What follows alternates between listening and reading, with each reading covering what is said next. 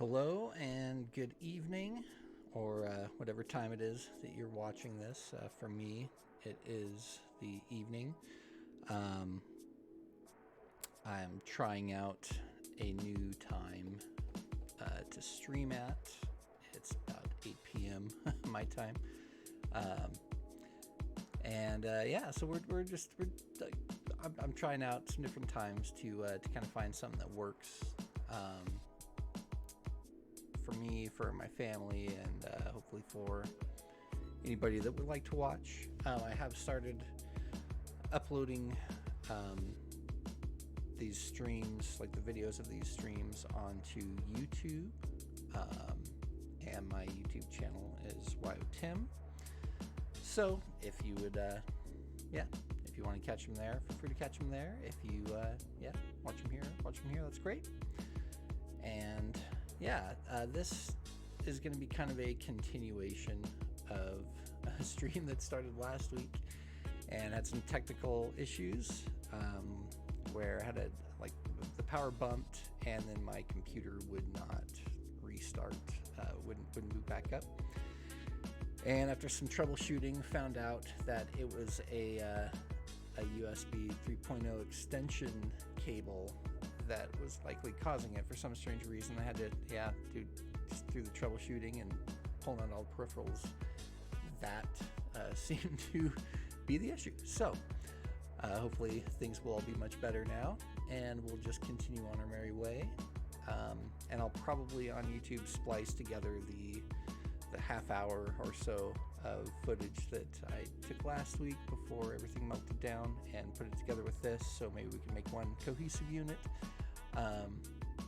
So why don't we kind of get started and jump into this? Just as a review, the goal of this, what I'm making here, is to make a component that produces an SVG-based background with drop shadow, and there's like a gradient color that can be achieved through this as well.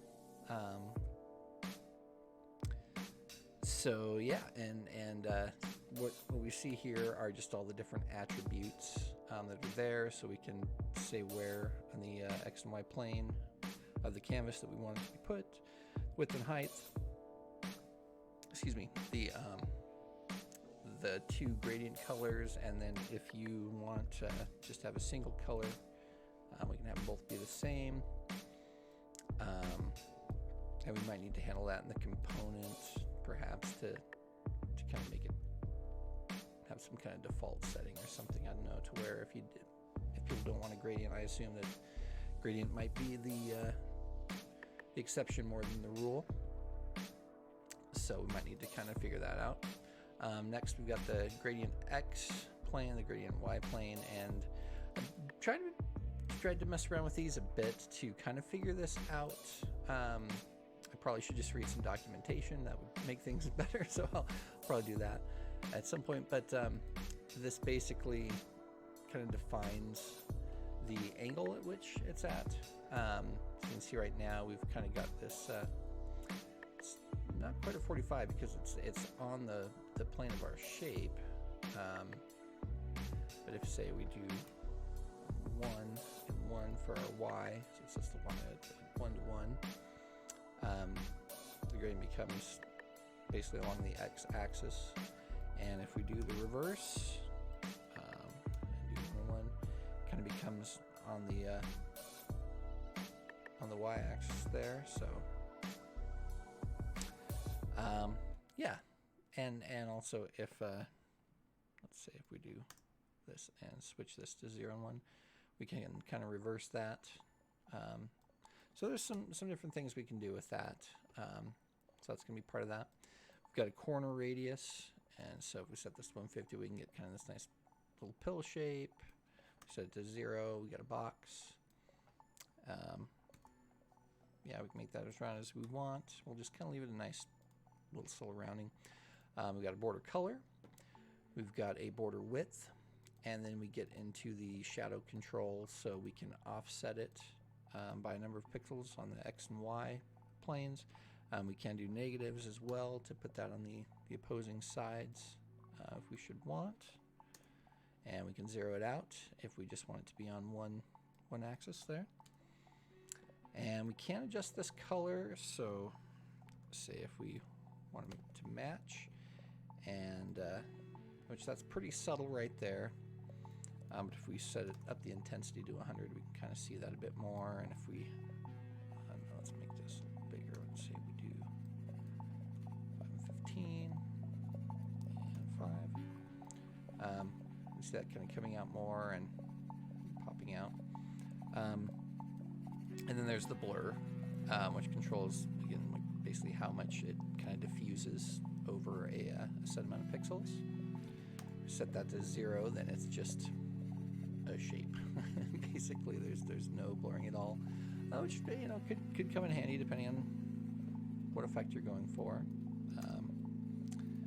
So yeah, so this is basically what we're trying to, or what we're going to put into our component that we build. So let's get back into that. And I guess I'll just say this too. This is kind of just a text output of what's happening with the this SVG shape. It's not actually totally correct right now. There's some other stuff going on that I've not kind of put in there. I'm not going to worry about it too much because this is not totally useful, to be honest, because of all the things that the ways you have to control this box, the image control, and the way you have to offset things. Using this, you could do it, but you'd kind of have to do a bit more manual work to make it effective. So yeah, we're gonna let that one go as we build this. So let's go over to the component. And yeah, one thing I did, so last week, all of these values, like from these controls here, which is where those values are coming from, they all had really generic names, and so I went ahead and named them in a meaningful way, just to help with the component building process. And this can be something that's pretty handy to do, just to help know what that thing is, because text box 1-3 is not, or yeah, whatever it is. That's not helpful to know.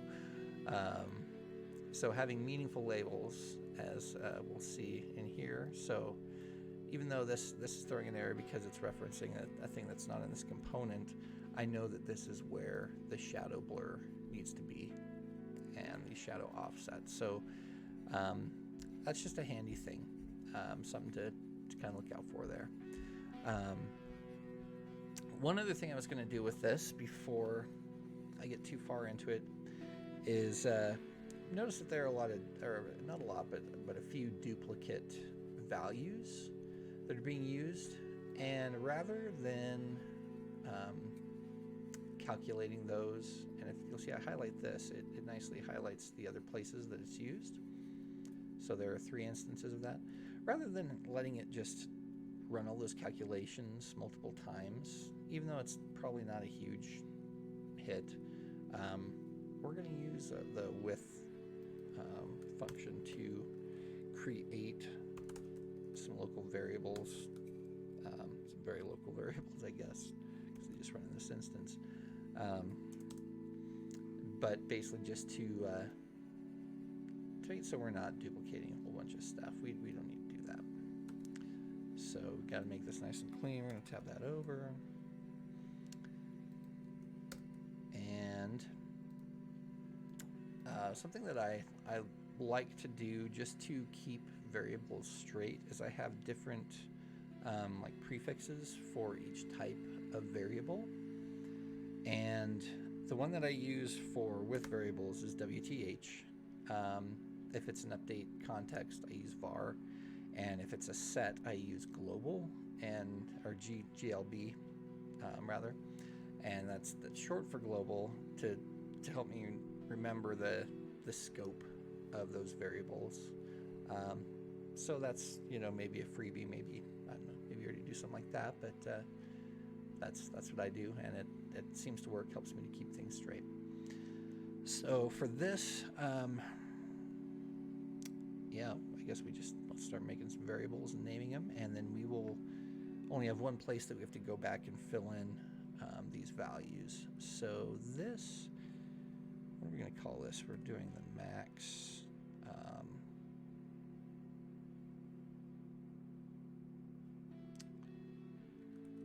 Let's see, what's a good name for this?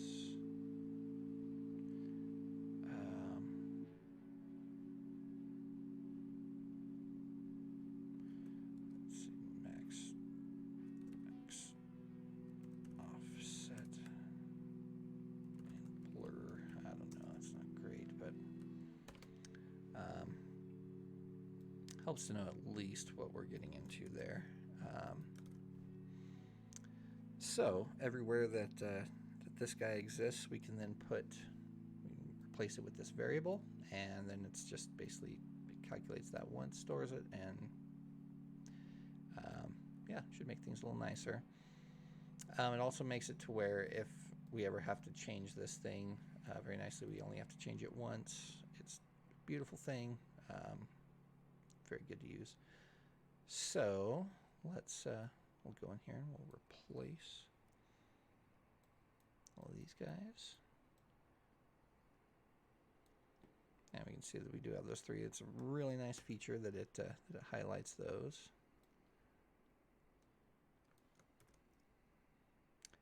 And let's get these replaced. We might talk through a little bit about what's going on here just to showcase some of this. But so what this guy is doing is it is checking for the biggest value and the biggest absolute value of each of these. So basically between the shadow blur, which is again how much it gradients out or whatever, yeah, however it spreads out that shadow to give it that look,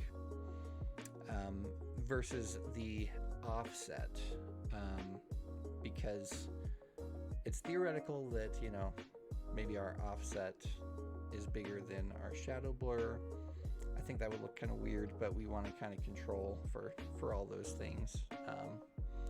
And so by taking the maximum of those things, we're basically using that to know how much to offset the shape and the space around the shape, so that when the shadow is made, it doesn't like get cut off by the end of the image box that it's living in, essentially, if that makes sense. So yeah, so basically it's just kind of a calculation to say, okay, like how big are we making this box, how are we offsetting it, and that's kind of what this is using, is it's for the X value of the drop shadow, which is a filter in here. And then with this, we're using it again to kind of calculate the width of that drop shadow object itself.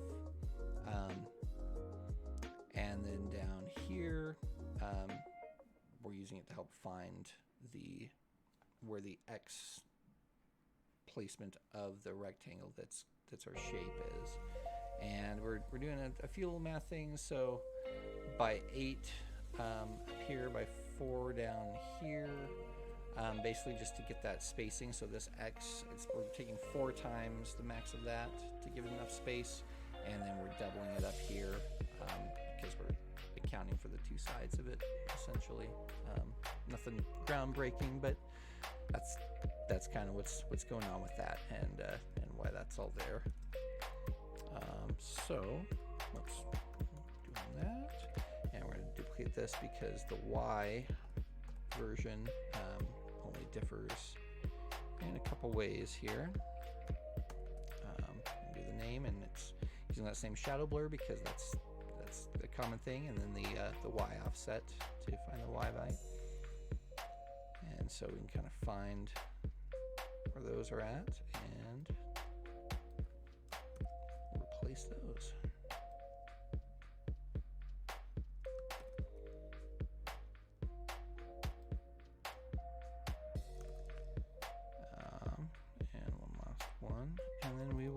for any remaining duplicate items.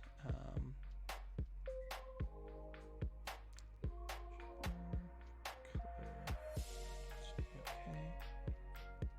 So it looks like we are using this the corner radius twice, and that's just because we're kind of limiting this shape to just have like uniformly rounded corners. That's just a design decision. I mean, we could, I think, set those differently so we could get some varying radius things like that are more in an elliptical shape. I think that'd be. And that would appear to be the only other one. So we can, I'll just copy this from here. And we'll set with, the name it, the corner radius. And again, that might be a little bit overkill with this, but we're just, I don't know. Whoops, not what I'm doing here. It's kind of a design decision again. Just trying to keep everything as set as possible, and we could make all of these the variables up here, and that I think that's what I did actually with this neomorph one, or new morph. Take a look at that. I'm pretty sure I made like just kind of all of them. Well, yeah, not quite all of them. I guess, yeah, I just did the duplicates there as well. And those ones are a little more involved, as you can see, but yeah, this one's a little simpler. Mostly because with this one, we're actually generating color codes and controlling gradient values. So yeah, a little more to that. But all right, let's soldier on here. So last time we started to make some of these values here, and I believe some of these were. Oh no. Oh, okay. Yeah, some of these are plugged in here. So we're just gonna continue on and make some more of these controls. Now, I do want to kind of note the order here.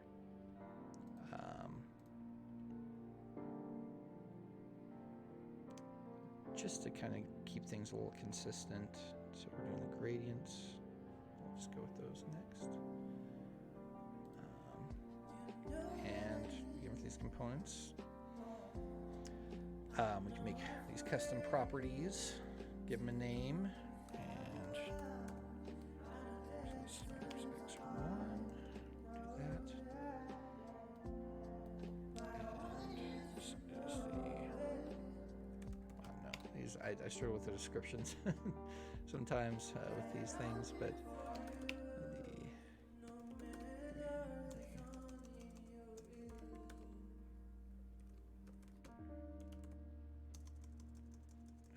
going to say the gradient.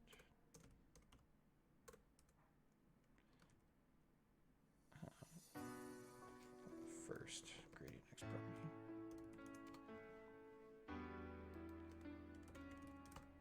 Okay, and it is input, and this one is a number. We don't need to reset it or anything. Do that, and let's make another one. And copy and paste this so I don't have to remember, but we'll change this to the second. And oops, this is gradient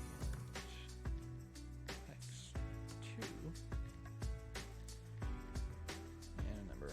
And again, this is a little bit of minutia, but it's what we got to do to make this happen. So we'll just soldier on and make this happen.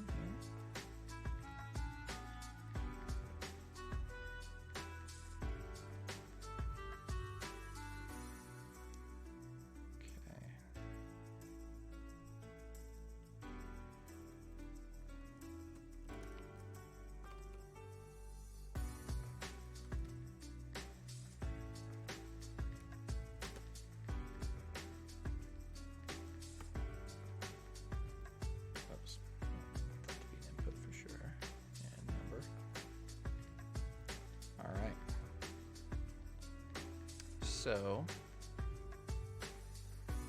some of these properties, and we can actually start putting in some default values for these as well. And I think what we'll do,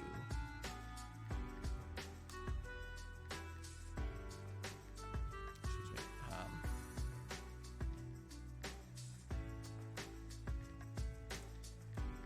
I think, yeah, we'll make it have a vertical gradient. I think that's the way we do that. Double check here, make sure that, yeah, okay. But we will set the initial shape colors to be the same. And where do we set those at?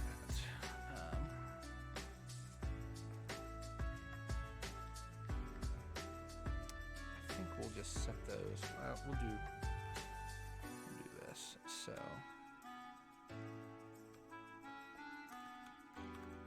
we'll use that same basic color that I had, but we'll just do twice.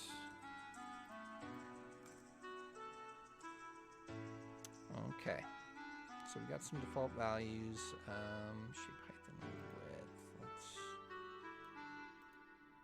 go with our, I think it's like 40 and 40 that is usually default to, and 100 by 100. We'll make it big. We'll go 3 by 3. Okay, and then let's plug in these gradients. And the way we're going to do that, see that we just reference the component name and then the dot and the property that it is. So we'll go ahead and copy that. And we need these gradients.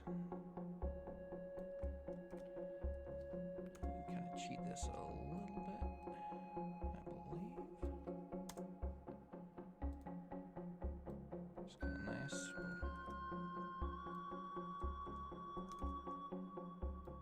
Do the copy pasta and fix these as we go here. So this is going to be x2,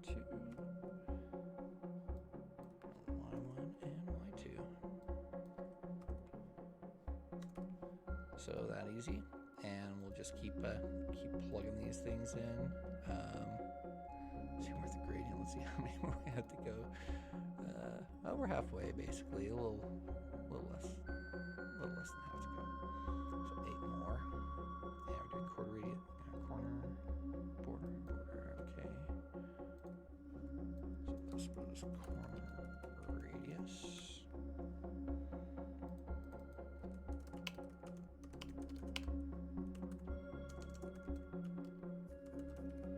Yeah, it's descriptive enough. Create that. And then border colors.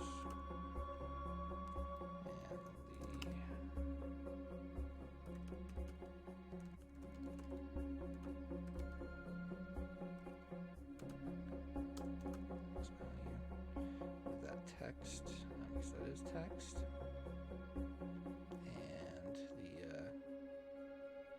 border, what am I missing? Oh, border width, yeah.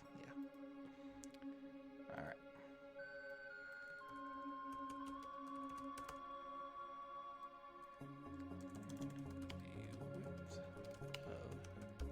The border. Spelled right though. And that's going to be a number. Okay, and we will again just go plug these values in. Keep going. So I need the. Okay, so this is the thing about SVG. That's kind of a naming thing that is different, but the border is called the stroke and the stroke width.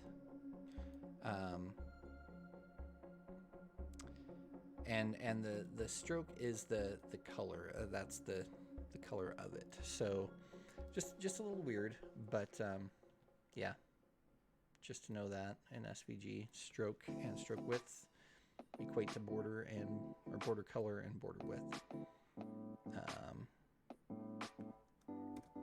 So again, we'll cheat a little bit using these names, which is kind of nice. And probably noticed that we had some value properties like these. That's a throwback from this guy because I don't know, I always do that. I always wrap things that come out as numbers and value just to be explicit about it. You don't always have to in Power Apps. I just do. It's just a habit. But when we're referencing these properties in a component, we don't have to do that because it already knows. We set it as a number. You can do that with text boxes too, but like I said, that's habit. And what else? What am I forgetting? What's the third property? Oops. The corner radius. So, and yeah, here's another weird thing too. The corner radius, it's in two properties, this Rx and Ry. And again, I'm pretty sure that this is so that you could get elliptical corners, like you wouldn't have to just have it be a full rounded, like circular based corner. We're not putting that in here. We're just going to do boring old circular corners. So they are both going to be the same value to achieve that. This width and height. So why am I not referencing? Huh. Okay. Well, for some reason I did not put those in properly. So we will just reference those since we already have those made, and we'll go hunt those down real quick to make sure everything is where it needs to be.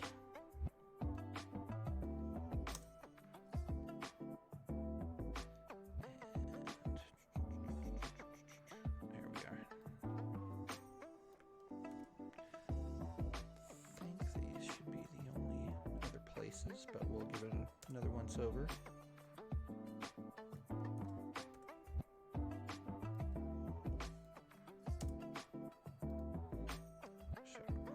So those are the only things left, and those are, yeah, the only properties left that we have, I believe. We will again double check this.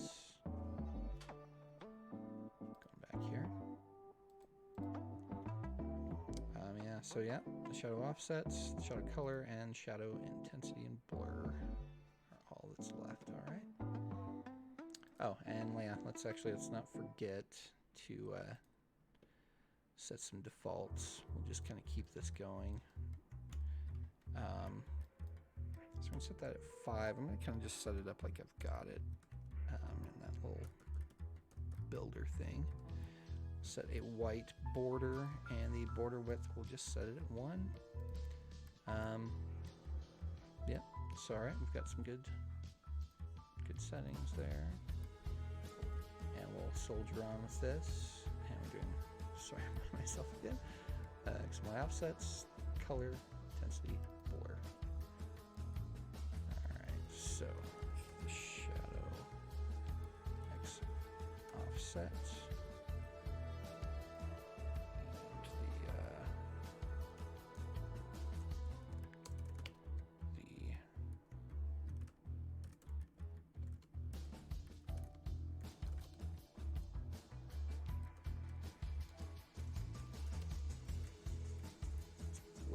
Than it needs to be, but we just do the offset for the shadow on the x-axis. Just still probably wordier than it needs to be, but hey, that is a number. Create that, and let's just clicking all over the place here, just to be consistent. Copy and paste this. The Y,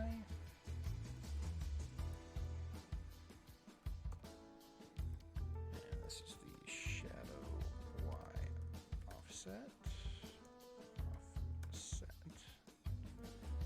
another number, create that bad boy. And then color intensity blur.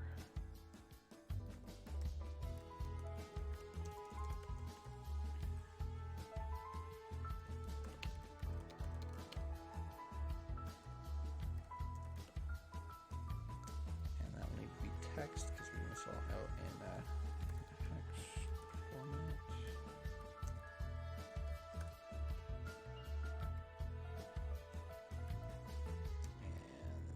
Intensity.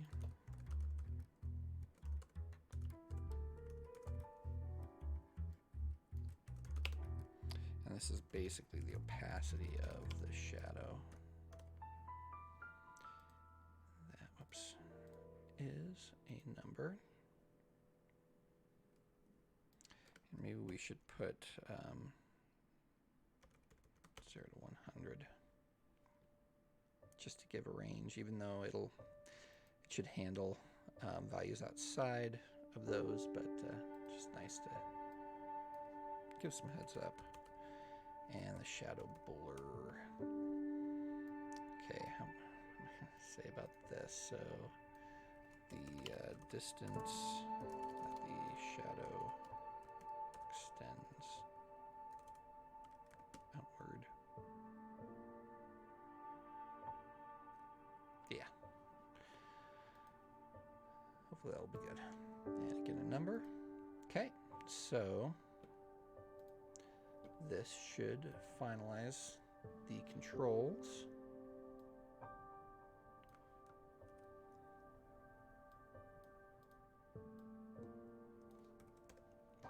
And see what else we need to finish up after this here. So I'll definitely need to fix the shape sizing. It's one thing.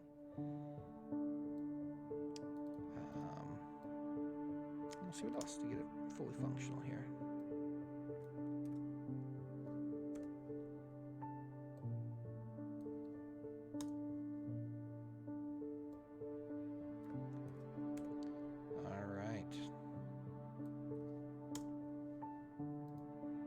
Yeah, and yep, as you can see here, we are doing a little bit of math there too, because this takes a percentage, and rather than working in decimals, we're just gonna make it whole numbers. Seems easier, hopefully. I don't know, less to punch in, I guess. All right, so, oh, nope, got a whole bunch of stuff up here. Oh, yep, that makes sense. Forgot all about these guys at the top here that we set as variables. And okay, take that value out altogether.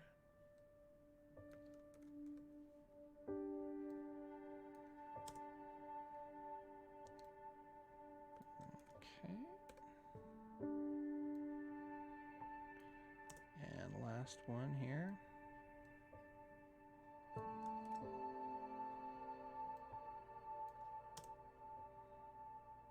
Oh, yep, with the period. All right. So, yeah, we still don't have a shape. Oh, and yeah, did we set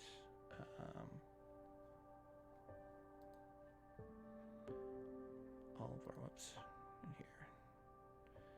We did not. So shadow color, we are going to set that for black.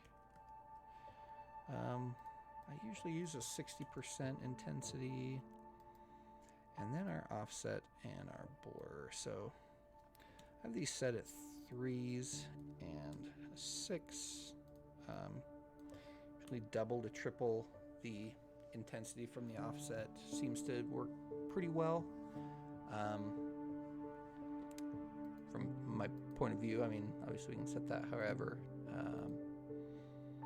but yeah. So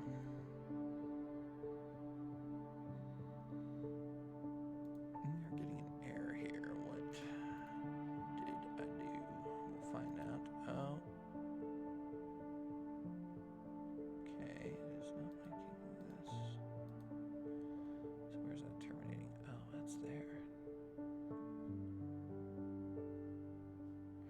So we have, oh, wow, okay, that was easy. We had an extra parenthesis, and thankfully that was an easy one to find. So yeah, we're looking good here. And looky there, we've got a shape. As we can see, this does not fit our box well. The X and Y initial properties look good. So that's nice. But obviously this is not scaling to fit our shape properly. So I actually did plug in some things here. And this is kind of what we're going to need for that. And what we can do is get that out of here. And we will just paste these babies in.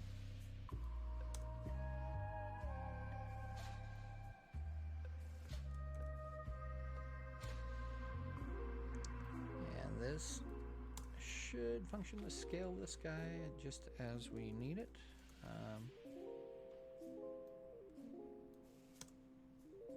And as we can see, yep, the X scaled up nicely. Now I'm just going to copy this because we just need to change a couple things for the width. So we make it the width and the X instead of the height. You know, in this case, it actually works because they are set up as a square here, but it won't always be the case. So there we have it. And I do believe this might finish off this shape for us. So what we'll do is first throw down a save because that's what we do. And then we will take this for a test drive and insert. And then if you're not familiar with where components live to put them in, you go to insert just like you would for any of these things, and it's under this custom heading. And this is the hex SVG background. We drop that bad boy in. And yeah, funny thing about components, it seems to always put them in on the very back layer. And another thing is that if we go to home, reorder tab is or control is grayed out, disabled. If you grab another thing with that, you can use it. This is fairly unhandy if you're needing to move it, say if we want it to be in between these shapes. So dropping in a dummy control and then using the reorder stuff up here can be kind of handy. For us, with this case, we just want to stick it in the front, so we're just going to say bring to front. And so there's one thing that we need to do to set this up, and there might be a way to preset this that I don't know about, but I don't know about it. So here's what we kind of have to do to make these shape X and Y properties work for us, because we can set these to be whatever, but they won't do anything, as we can see here, because they aren't really tied into the position X and Y of this component object. So here's the little magic that we have to do. So reference this. Well, actually, I think we do self, right? And we want to do the shape X, and we want to, I think, subtract self dot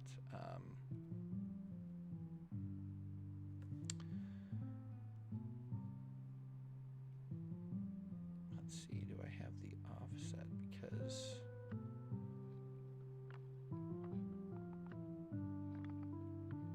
I don't. Okay, so we need to make an offset property, and what that's, so here's the deal with this, is that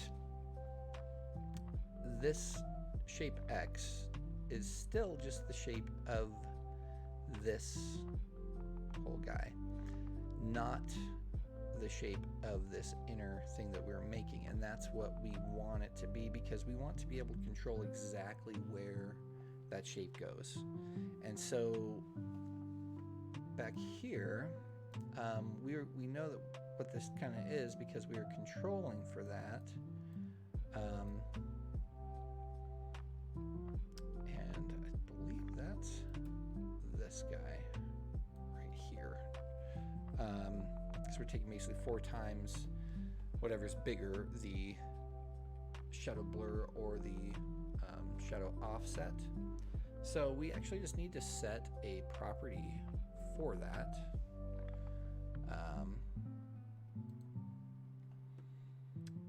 And that should do the trick.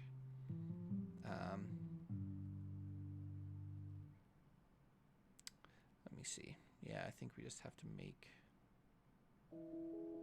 something for that. And this is where this kind of gets maybe a little sticky, in the sense that this is just a property that then can be changed. So we're introducing a little bit of a potential sticky issue for the user, but you know, what else are you gonna do? We need this to oh, you know, actually, what am I thinking? We just make this an output property, so that way it knows about it. It's going to be a number, and this is the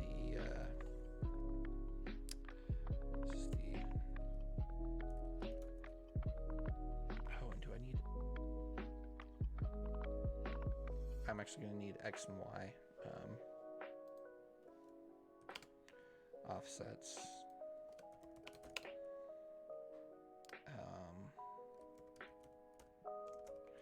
Offset for the buffer zone.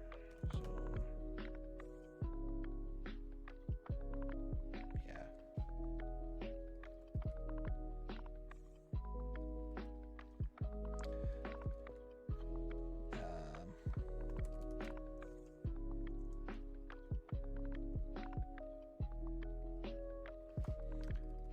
And that's, yeah, for the, yeah, journal blank here. Offset for the width buffer zone. We'll just, yeah, call that good. And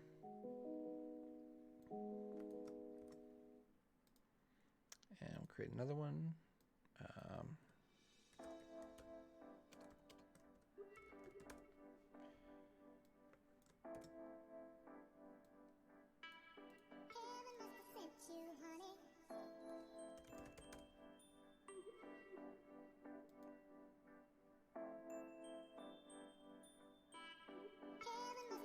I think I'm thinking about this right. Again, I said this last week, but I don't create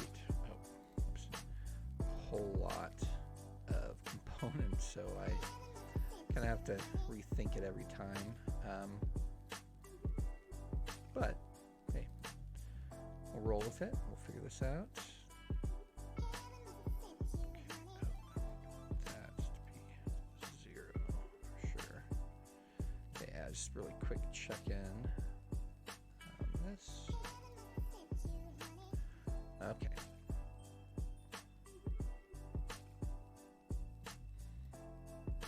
Okay.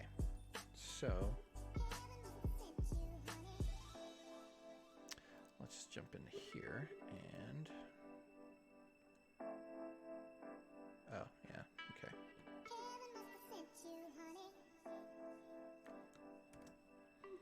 So now we just want this.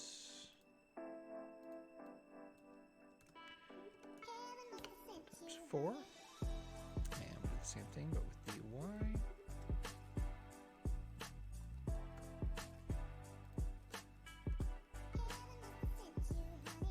Okay. Again, we'll drop save.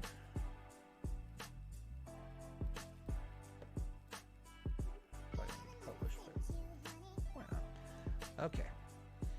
And now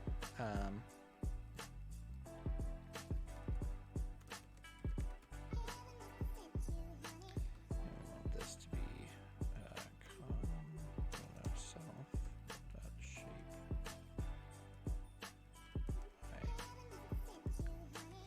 offset.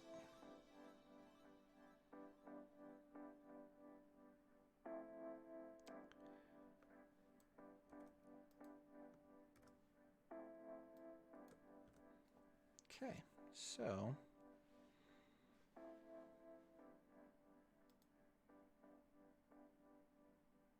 see if that's looking correct here. The way we can know is set this at 0 and this at 0, and it should be right there. Yeah. All right. Success, and we'll also do one other test just to make sure. So we're setting this at 100, 100. And we'll just drop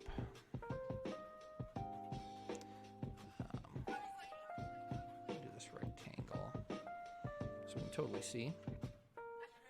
So this is 100 and this is 100. Okay, success. All right. So that's pretty much our guy here. Now, just to, I guess, maybe demonstrate some of the uses that I had in mind for this. So we'll move this. It's fine. We'll move this down a bit. Okay. So a few things. For one, using this gradient and the border, and then adding some other elements to it. I think we could make some nice button backgrounds, so the buttons really pop. Kind of like either like a floating action button, or you know, just a button that has like the colored shadow around to kind of emphasize that button. We could do things like that. Just for a regular old shape that we want to have like a floating look to. We've got that covered. Yeah, and it's pretty light being an SVG. That's kind of nice. So we will we'll mess around with this just a little bit. Let's kind of get this like our shape up here, and let's see, we'll make it 40. Oops, no.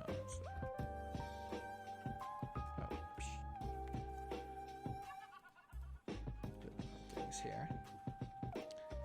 And if we make the shadow color so it kind of glows with the intensity of 100. And we'll set these at zeros. Yeah. Let's say 20. Let's move this guy down a bit.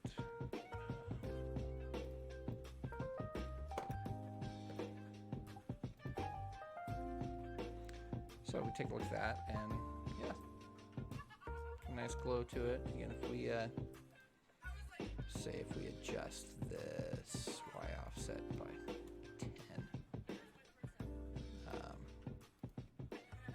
yeah, it just kind of makes it look like light's coming from the top a bit, drop down. Yeah, pretty nice effect. So if we then add, let's put a button, and the nice thing about this is that in this control we kind of have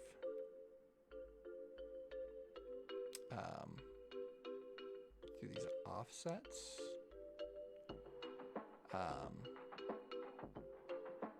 we should be able to tell this right where to go.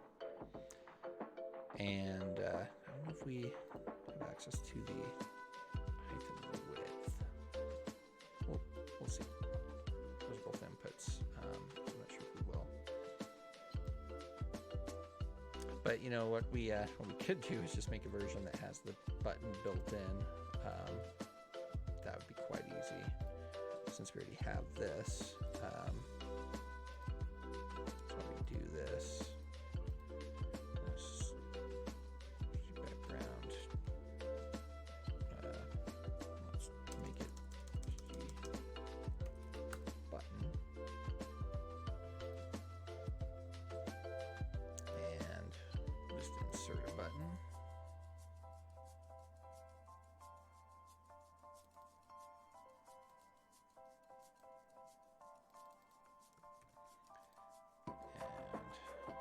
And this should say X plus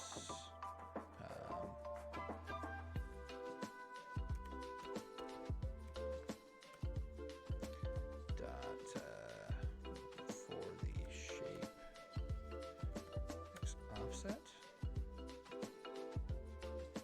And we'll just do this again for the Y.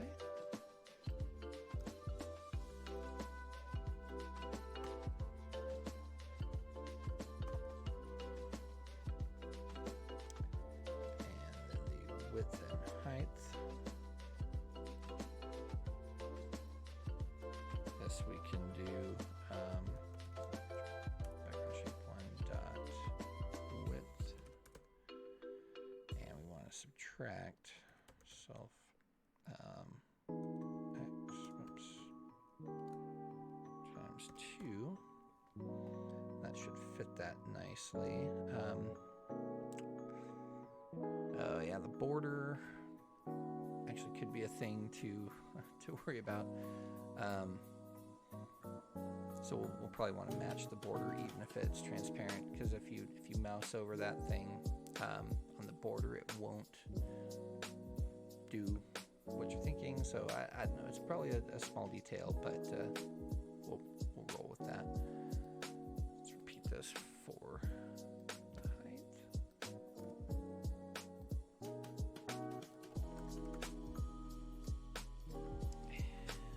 Y. Let's see here. So.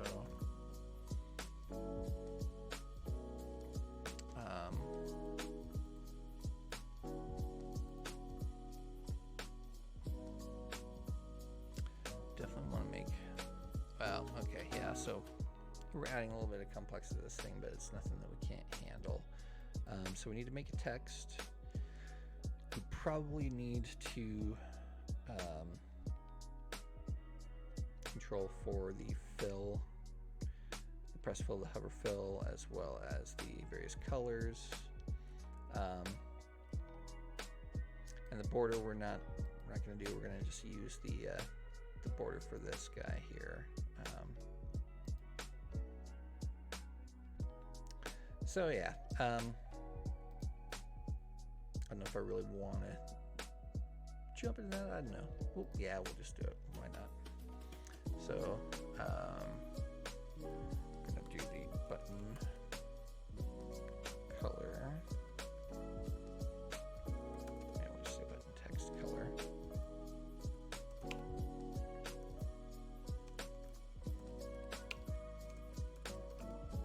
text. Okay. In hex format.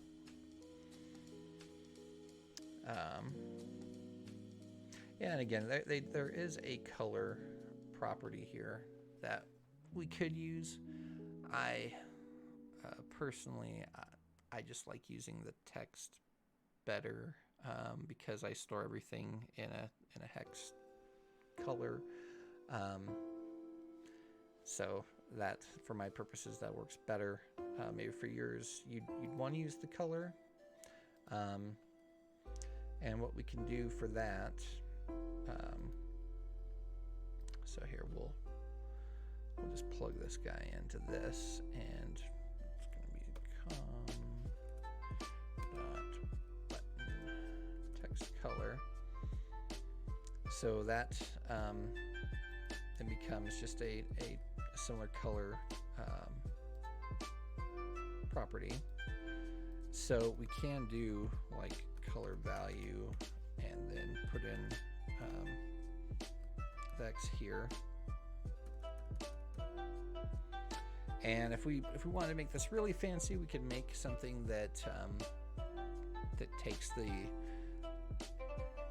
color that's being put in here, like maybe the primary one, and generates a color based on that. But we're not going to do that. I'm going to kind of keep this simple. So yeah, well, just put that as color value for now. Just having fun with it. And we need to create some more of these. So let's do that. So we're going to need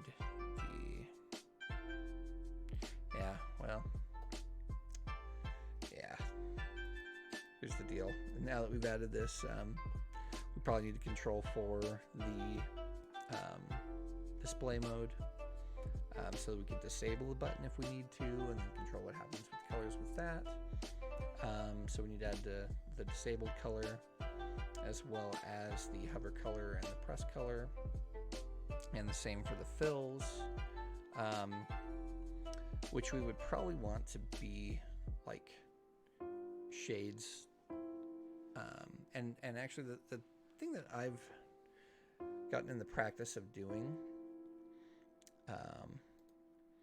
is basically using whatever the color is, and then setting different opacities for that. So the way that I do that, so for the fill, I actually make that transparent, and this might get us through having to make other things. So here's what we'll do. So button 2 color. Well, that's not what we want. Okay, so yeah, okay. I'm actually gonna undo what I did, and I'll show you why when I do this. But rather than having this be a color, I want this to be text, and I'll show you why here.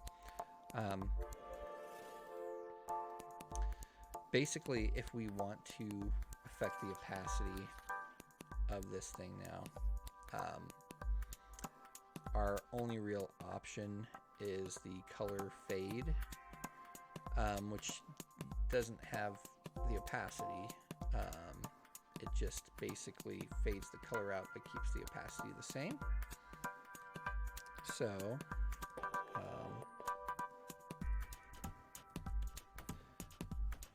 if we set this,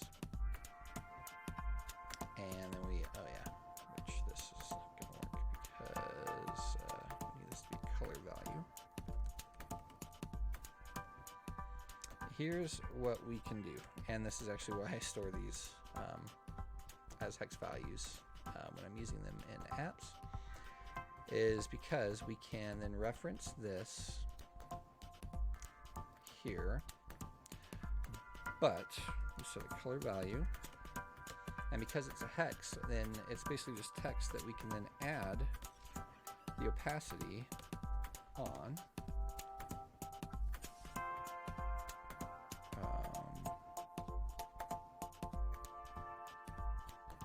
Oops, yeah, pardon me. Okay, I'm not thinking that through. I'm referencing the wrong thing here. So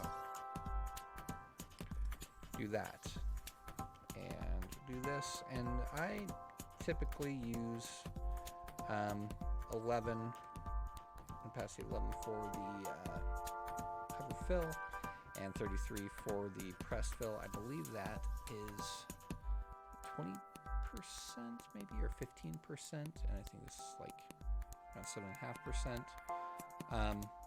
10 and 20 could work, things like that. I don't totally remember why. I think I kind of like the look of this. So let's go back here, and we will insert this guy, and again, we better fix these. Excuse me. Self dot. Oops. Shape X. Wow, typing is on point tonight. Minus self dot shape X offset.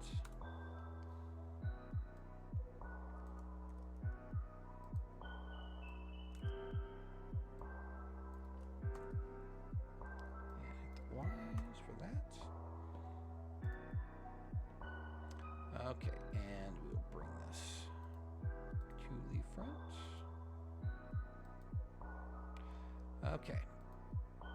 So now you can see. Oh, and yeah, we need to fix the text properties there. Something's not looking right, but oh, it's yeah. I think because the button, like the press color reverts to the fill, like it references the fill. I think by default.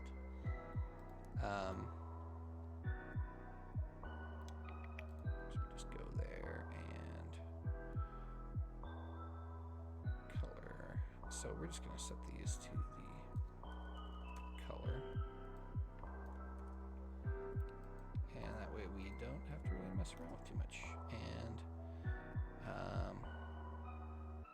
oh yeah, so, yeah, we want to reference, the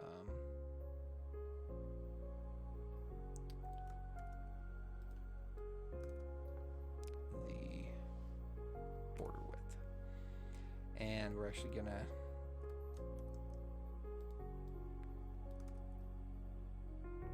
that's the same, I think.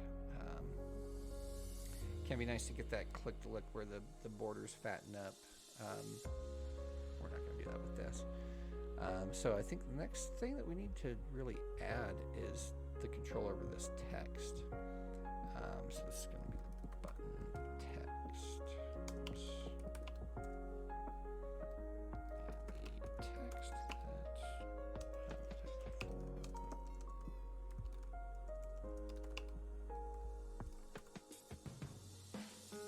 okay. And we will reference that.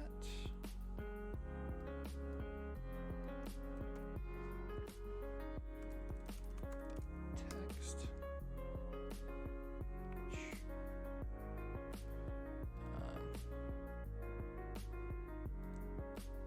I'll just set it to button. Okay. And one last little thing I'm going to do.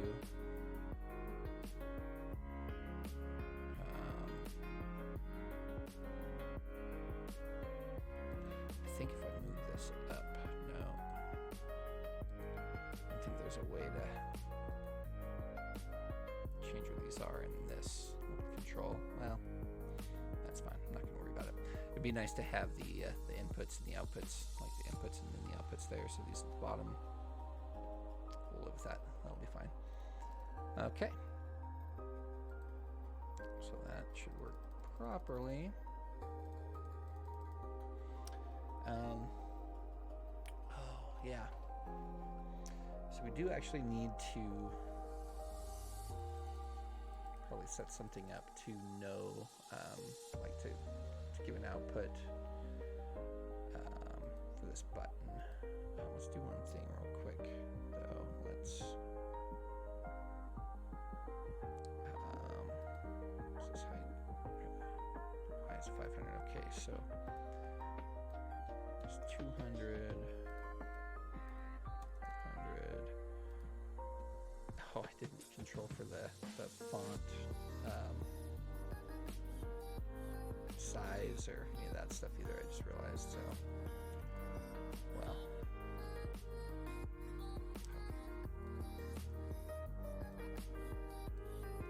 We'll get that in there. That's just a couple of things.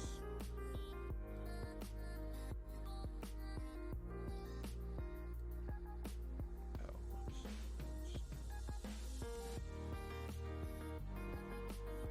But as is, like, we'll just can do this to get the general impression here.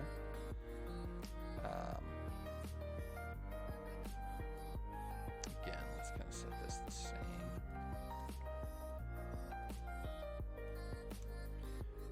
As that other.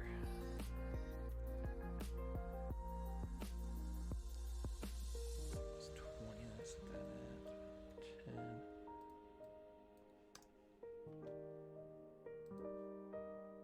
Oh, whoops.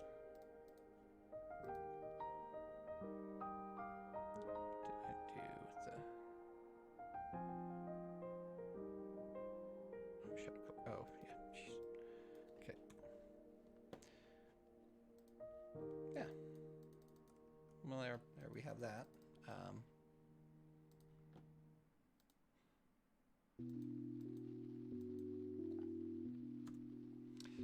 Yeah, you can kind of tell these get a little big, the overall shape. So that is something to consider, because you're going to need to give this thing ample room if you're making a button out of it. If it's a background object, that obviously doesn't matter. So yeah, but part of that is just the whole shadow effect that you kind of have to account for that. So that's something that's a little bit maybe problematic about this sort of a use. That's kind of personally a reason why I don't do much with stuff like this. So if I do a shadow, it's usually pretty small. It's nothing quite big like this that's so eye-catching. But yeah, let's see if we make this smaller and do like half that. You know, yeah, still get a pretty nice look. Still have it stand out. Decreases the size pretty dramatically, so that with proper spacing, you know, which we're going to want anyway, and then thinking about how you're overlapping things maybe, and what you're overlapping, you know, you just have to keep the vertical aspects in mind. But that's pretty much that guy, I think, aside from the font controls, which we'll go ahead and throw that in really quick. And let's look at this and just get reminded. So we need to control what font is there. Wow, you know, I don't actually know.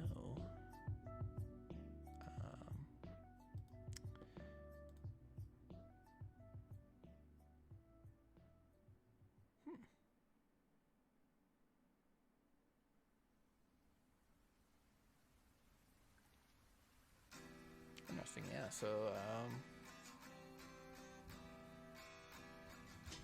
I don't know how we will control for that, to be honest.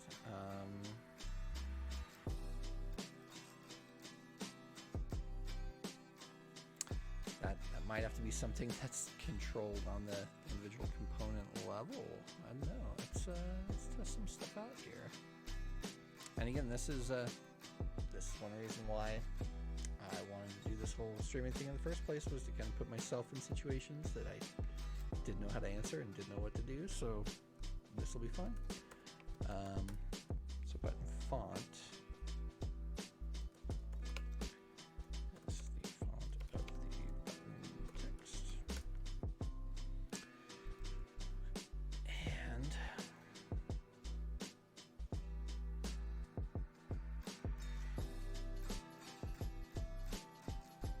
don't actually know what type that is, so we'll do this as text right now. Now let's come over here and button down. Let's see if we can't discern some things. I've never really thought about this. Data type is text. That's an enumeration.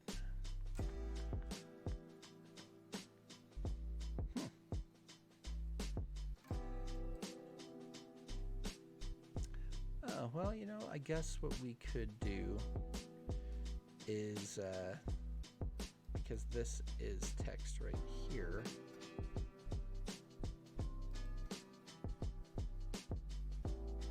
could we just substitute that in? I don't know. I have no idea. We'll figure this out.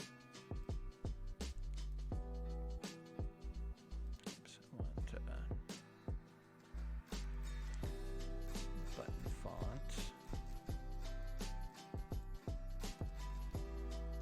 Oh, what do you know? Cool. That's pretty handy. I was not aware of that. So it does appear we can just paste that in. Let's make sure it all works. But I think that's a kind of a non-issue there, which is great. So reference the font. easy. Yeah, well, that's great. I was not aware of that. So next things, I guess we could have just gone here. So yeah, so I'm assuming then that all these will just kind of work the same. That's stellar. So we could put in all these different properties as well. So we want the font, the size, the weight, italic, underline, and strike through. Oh, alignment. Yeah, there's a fair bit to this I didn't think about. That's when you're going on the fly, that's what you get, right? So.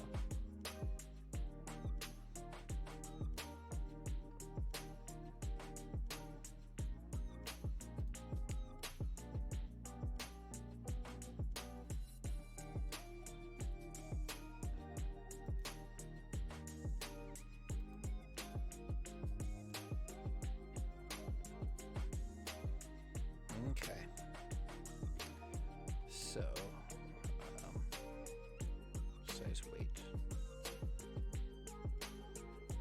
italic, underline, strike through, and the horizontal and vertical alignment.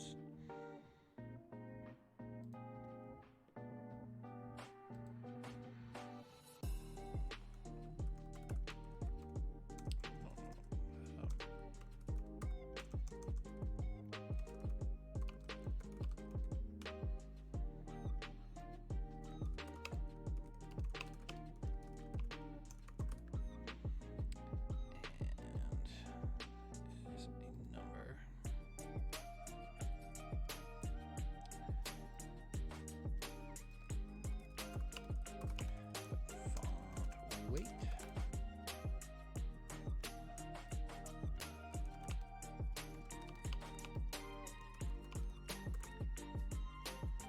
That is text, and then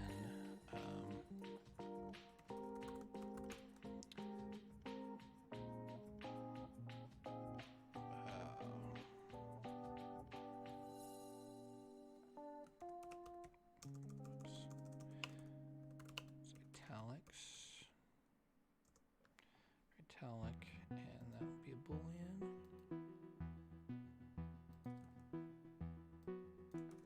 So toggle italic font on or off for button font.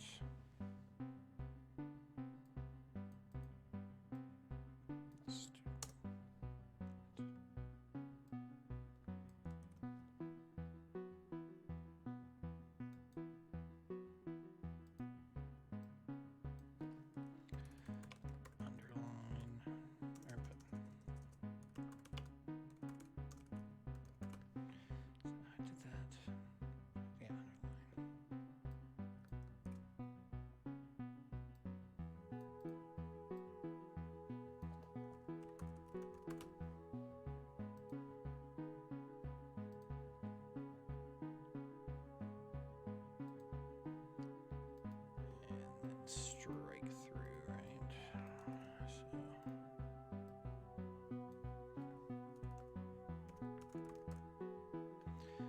don't know if we really even want that, but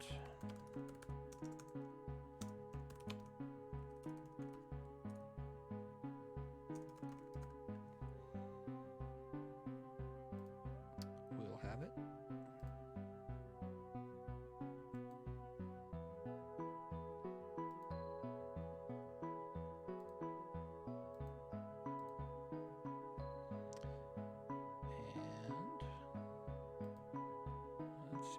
Here now. So italic, underline, and strike through, and then we need to add the vertical and horizontal alignment. So let's hit those up.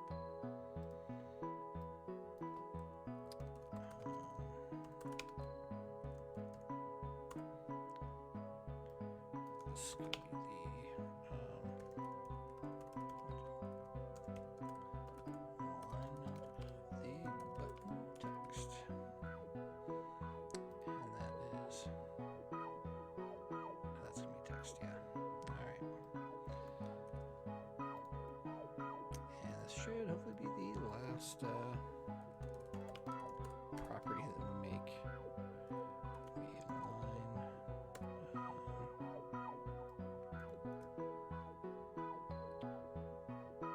And this will be the vertical.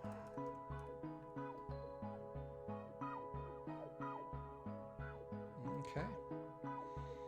And then we'll just need to map these over, and we should be set.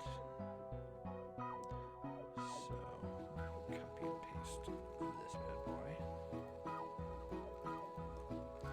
And this button font size. Oh, that's yeah, it's got a pretty high default value there. So,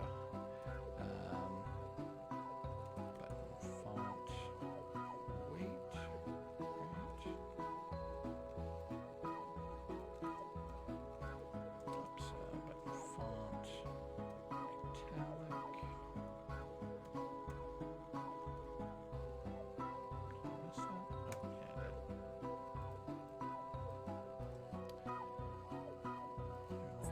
did. And straight through. And this might get a little funky, but line and vertical line.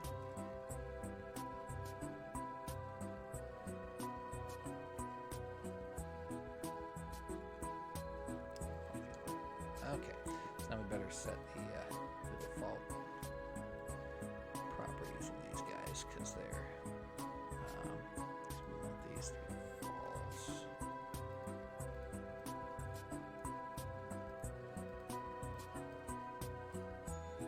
Our font size, we definitely do not want it 100. Set that default 15. The font weight, we'll set that normal.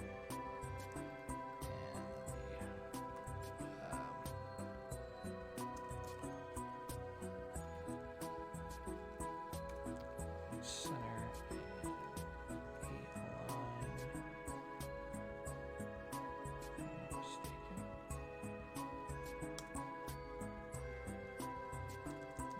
No, let's oh, it is just vertical. Okay, my bad.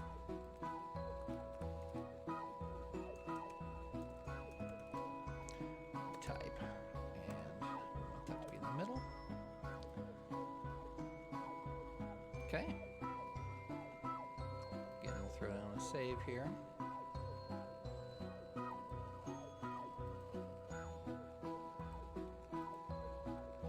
And publish as well. And go back to this. So now, yep, we've got all the controls here to do what we want with this. So if we want to make this 18, 10, all right, control all that.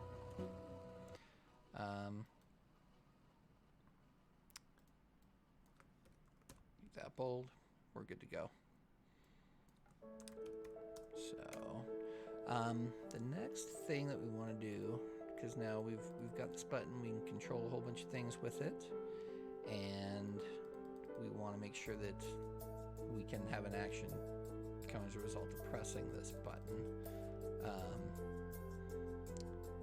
So let's see what we can do for that. I'm gonna have to jog my memory for how I might make that work. I don't do this entirely enough with components.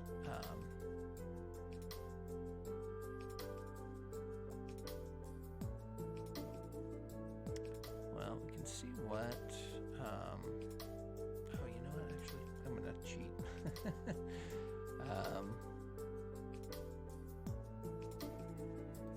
We're gonna go in here because I did this once before, and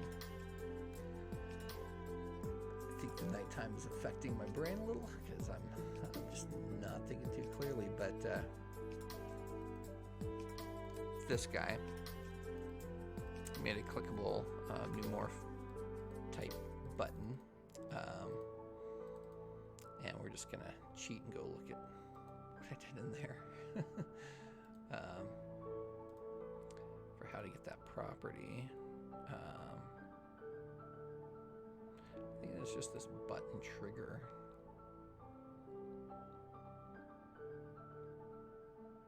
But I think they're...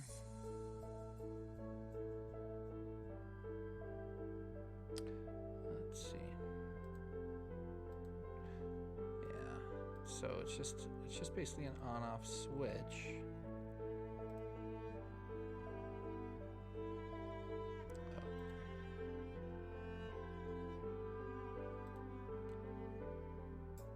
Oh yeah, that's an output thing, so we won't be able to see that. So, okay. So let's look at this button then, because that's where the magic happens. So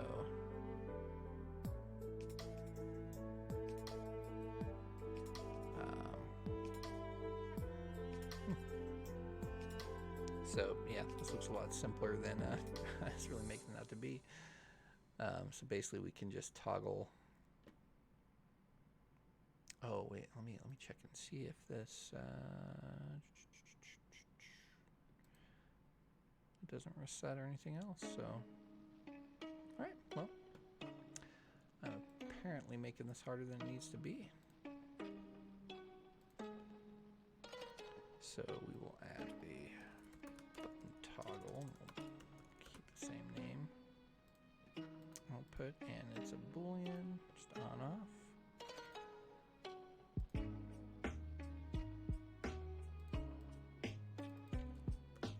So default false. Again, let's pop down a save.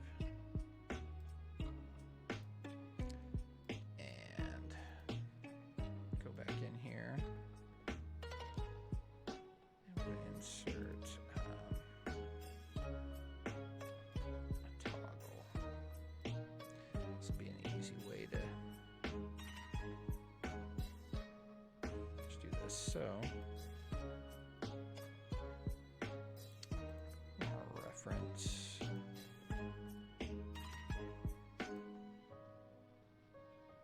Oh man, yeah, I didn't do anything to.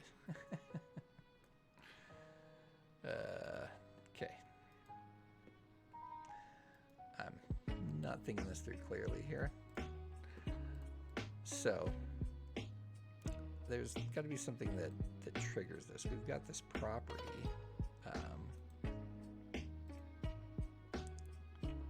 But then,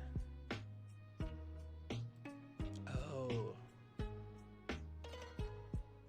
okay. So there's a timer. All right. So I'm making this appropriately hard then. So the button press then, okay, so it starts a timer. That basically triggers that Boolean on-off switch that's in an output. So that sends that signal out of the button, and then based on this timer, it then basically resets itself. So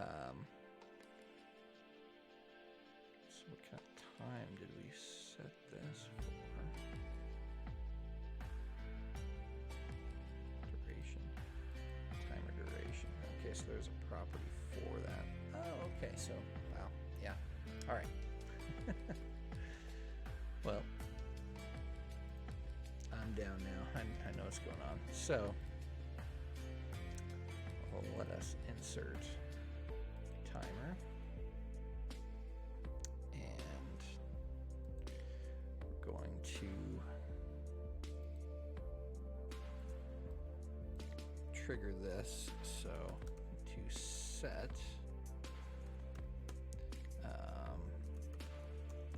Call this timer start, kind of like that other one. Start. Set that to true. Oh, okay, there we are. So now we've got a way to start this timer. And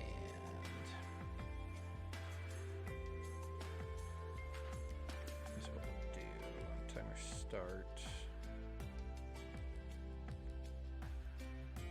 Okay, unless we want to set that to false. On the timer start, we want to trigger that, right? No, we're not doing anything with that. Oh, okay. Oh, okay. Yeah. Wow. Okay. Your brain. She's working hard. So let's set this at. Set this pretty quick at 100 milliseconds. We want it to reset. We don't want it to repeat. We want it to start when that's true. We want it to reset when that's true. These things I don't remember either. If we set the oh, okay. I'll start on pause. Oh, okay.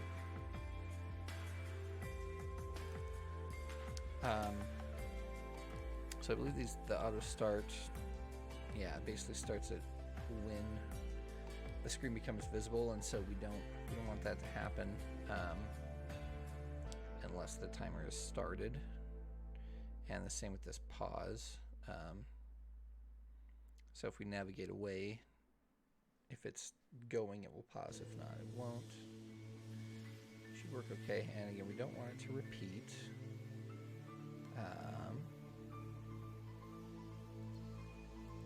Yeah, so I think we're pretty solid here.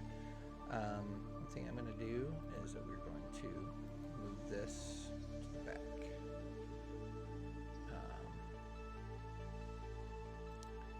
And then we are going to use this, pull timer start.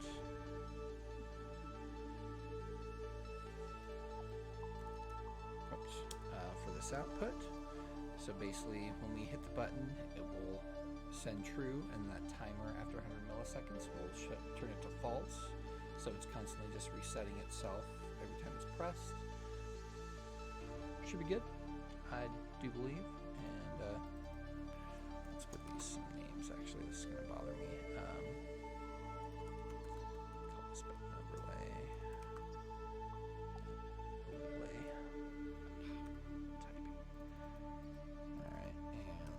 Timer will be the button reset.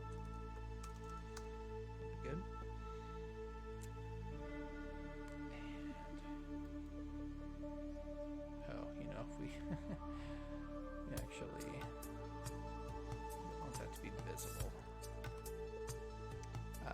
because if we change the size of that button, we're not doing anything to control the size of the timer. So. All right, well, let's see how we're doing here. So we are going to set this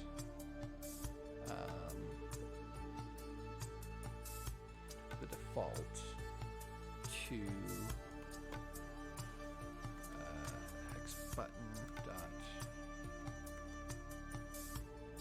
toggle, and it might be too fast to actually see it happen.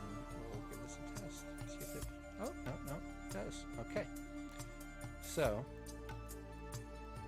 here's kind of the trick that we have to do with components and power apps, because of the way components work. They can't really interact with anything else. They can't, send anything more than an output or take an input in. They can't really affect anything else that's going on.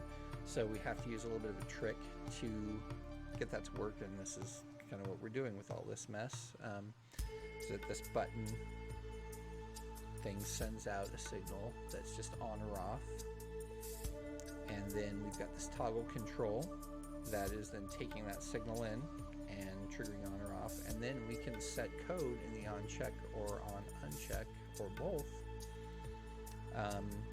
for that to fire something. So if we want to hit this button to save something, we would basically put the save code in this on check, and that would then fire when we push that button, and then it would uncheck with that timer and be reset so it's ready to go again.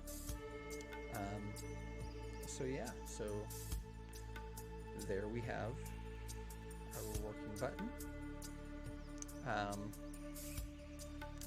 And one thing I guess I should say is that components aren't maybe the best way to do a button because of some of the limitations. And another limitation is that you can't put it inside other things like a gallery or something like that where it's going to be repeating. I don't think you can put them in forms, if I'm remembering correctly.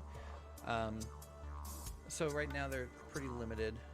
So this would basically just be where you needed a floating action button or another type of button on screen that is just its own thing and is not in a gallery or another object.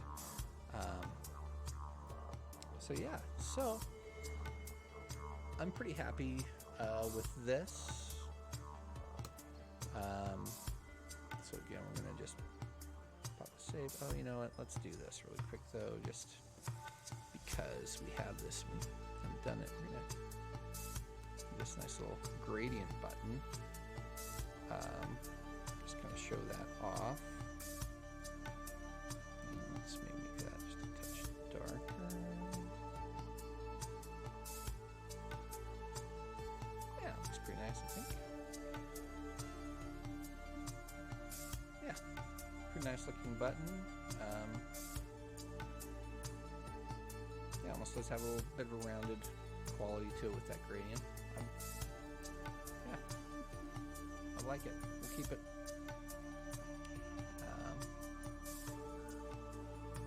And I guess that kind of wraps up building this particular object. I will probably clean this up and put this in the app examples on the Power Apps forums, the Microsoft Power Apps forums. Eventually, it's this might I should get out pretty soon. I will say, like I did have the intent to get this this particular guy out sooner. I still haven't released this there. There's a few things I want to clean up. I don't know. These button presses, it's kind of hard to see this because you're not, I mean, maybe you can hear the click in the mic, but it's not quite as responsive as I would like, and for these button presses, and I don't know if there's anything I can really do about it. It's using a timer and then changing the properties of it's an HTML control in there. I don't know if there's much I can do to make that faster. So I'm going to try to tool with this. I haven't had the time to really put towards it, but I will get this thing finished up and posted as well. So I usually try to go for a couple of hours. So here's what we'll do. One thing that I had this idea while I was at the gym on the elliptical working out. How they have the display that shows the workout activity that you're doing over time and the intensity level. And something I thought might be fun to do would be to build we try to build a chart that does that same thing, where it's moving with respect to time and displaying with respect to where you're at in the workout as a function of time, and then showing the intensity level that you're on and all that. So I don't know, I kind of thought that might be a fun little project, and that might be more than 20 minutes, but let's see what we can do real quick. So we're going to need what I thought, at least, when I was doing this, was we had a horizontal gallery, and this won't make maybe a whole lot of sense right off, but use this gallery to display the intensity of the particular workout that you're on. Again, as a function of time. But then have a timer, and as time progresses, be moving ahead like you would when you're working on the machine. And I don't know if this is a really practical thing to do, but it seemed like it'd be a fun thing. So I thought I might try it. So put a couple buttons down, because we're going to need to have a way to initialize the routine, and we need to have a way to break it up as a function of time, because, like, at least for the machine that I use at the rec center I'm a member of, I usually do a 30-minute elliptical session, and with that time, it usually breaks it up into 2-minute intervals. So there's like 15 2-minute intervals. But if I didn't, maybe a 40-minute, maybe we'd break that up differently. So maybe they'd be, maybe this will be 2 minutes, maybe they'd be a minute and a half. Let's think about all the ways we can break that up, right? But so we need to have something that controls that. We need we need to be able to input how much time, as well as the course that we're doing. And then we also need a timer, and then a function that is controlling our gallery with respect to where that timer is, to not only highlight the section that we're on, but then be dropping things off and adding things at the end. So, because we just want to show a section of it, it doesn't show the entire workout all at once on the machine that I've got, or that I use. So we want to just show a section of that, and we want it to progress to a certain point, but then maybe stay at that point and be dropping things off as time is passing, but then at another certain point we need to progress to the end. So yeah, you need to figure that out. So here's what we'll do. Drop a text input that is going to be the let's see, the time, and that's going to be in minutes. So we're going to make this a number.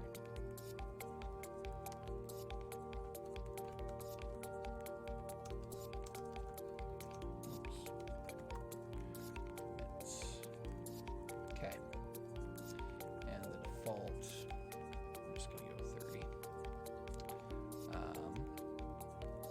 And this isn't going to be very pretty because it's just a fun little exercise for myself here. So, and we're going to get a couple of these buttons, and here's the deal, because we want maybe a few different courses, and then we want a timer. Oops. There we are. And so just really easy right now, we can set up our timer because this timer works in milliseconds for the duration. So we know that we need 1,000 milliseconds to make a second, times 60 seconds to make a minute, and then we need to multiply that by whatever is in here. So value, so make sure it's a number. again, it's probably a little overkill because we've already determined this to be a number, but it's just old habits die kind of hard. So pressing this, and if we do the text,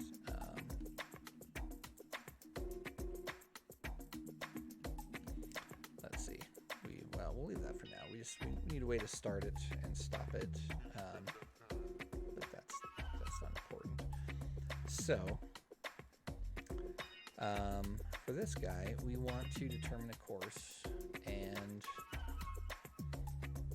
let's see. There's a couple ways we can do this. So the elliptical that I use, and we're going to do a clear collect because we're basically going to make a collection. And we'll call this the course plot, I guess.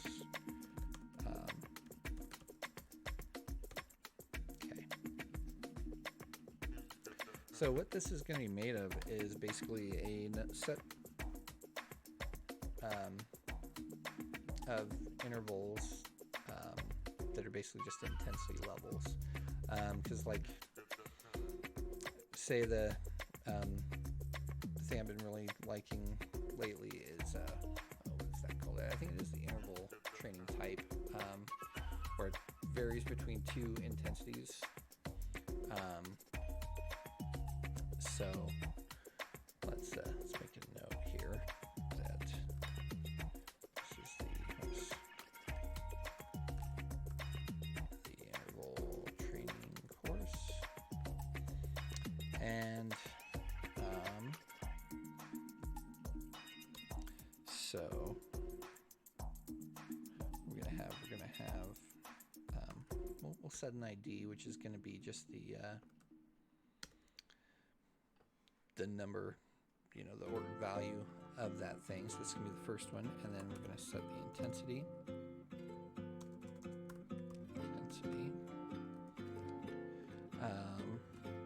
So we'll set that at 12. And these are going to be numbered things. And like I said, the one I used does it seems to do it in 15 intervals, so we're gonna just run with that, and this is gonna be a lot of copy and pasting to set this up.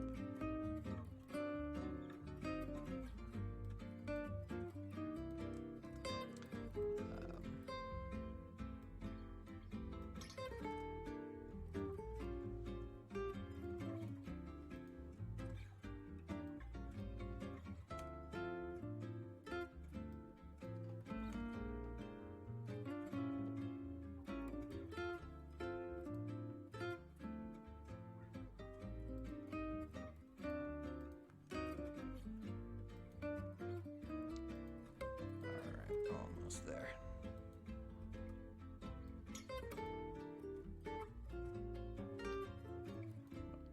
Let's do that. Cut this last one. All right.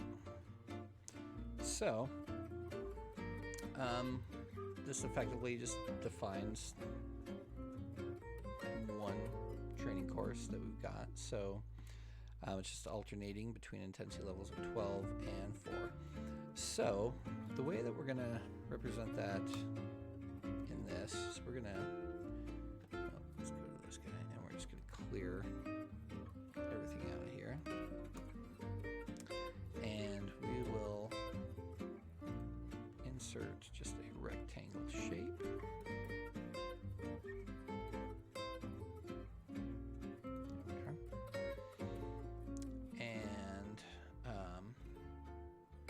So we need to determine how big we want this display to be, which I don't know, this is fine height right here. How big we want the width to be. Yeah, do something like that. And then this height, well, let's do this. Just initialize that, and actually let's just be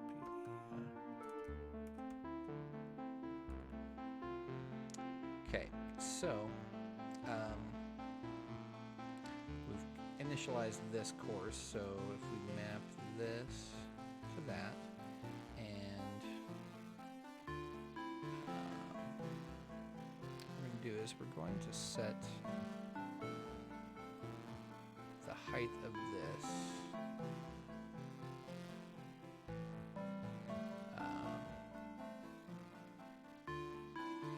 well, let's look at the overall height of this guy. Okay, let's make it 200 here. And, oh yeah, let's do this a little smarter here. We want this Y to be, parent template height minus self.height so that it's always bottom. Yeah, it's going to be way too thick though relative to this height.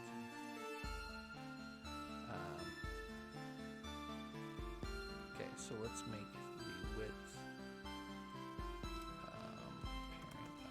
parent.template width.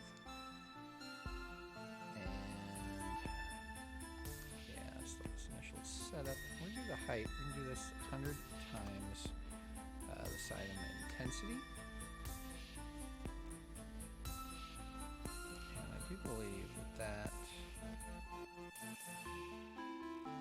will basically get us where we want to be.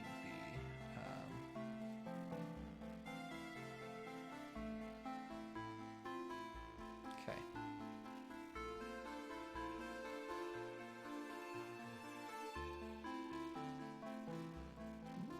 Maybe not.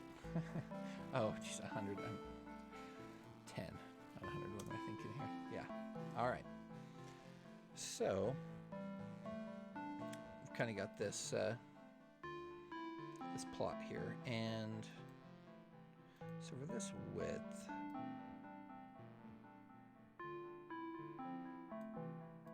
all right. You know, yeah, let's make this taller. And it's 1400. Let's make this 500. Oops. And then we'll do B.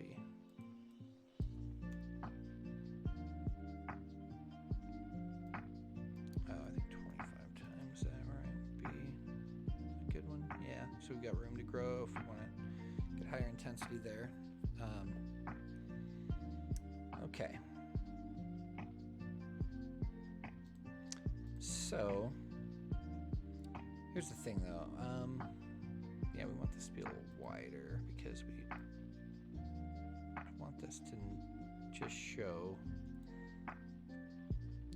let's say 7. We'll do 7 items. So let's make the width the template width. Oops. Oh, I can't get that here. Oh, okay. Okay. So I want this to be 7 times rectangle 1 width.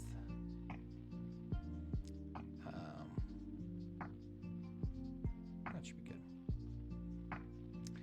And then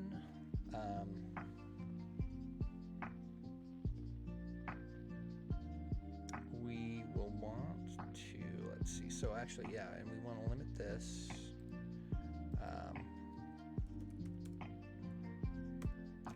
First in is what I want. So we just want the first 7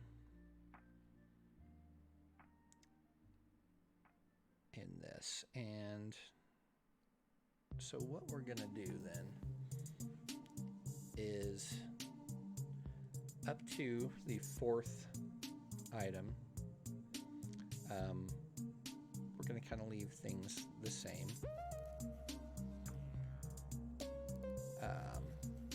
But once it gets to the 5th item, we basically want it to shift over on its own and have the 5th item be in the center and the 1st item to drop off.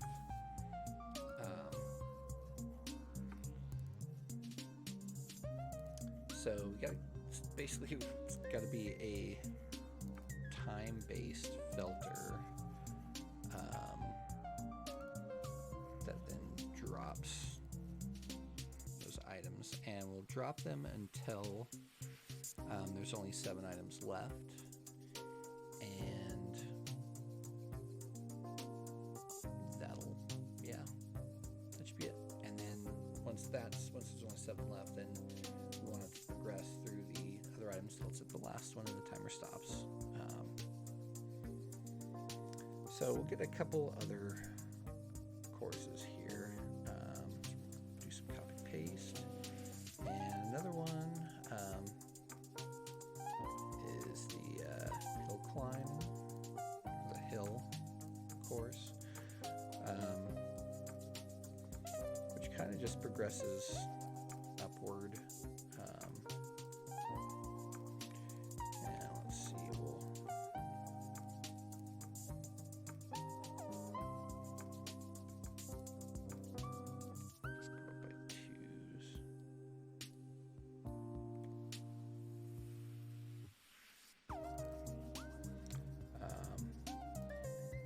till 8, and then we will drop it down.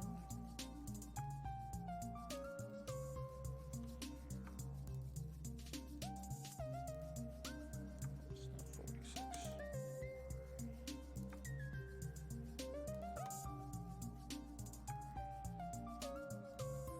And maybe, I don't know, let's see, what can we do with this? So if we make,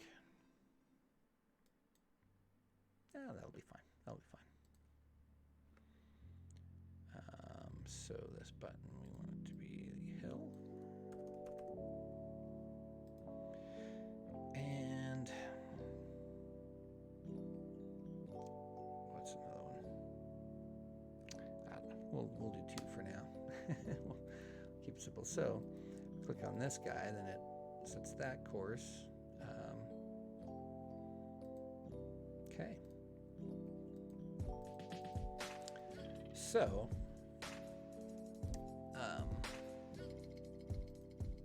things we know about this is that we've got 15 different sections, so our time can kind of be broken up into 15 segments, that each of these will represent a 15th of the total time. So that will let us know when items should be dropped.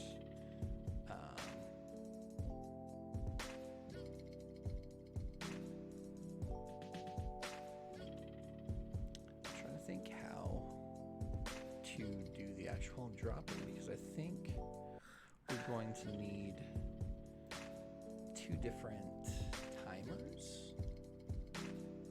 One that is the length of a 15th of the overall time, and then one that tracks the total elapsed time. So let's work through this here. So this duration is going to equal,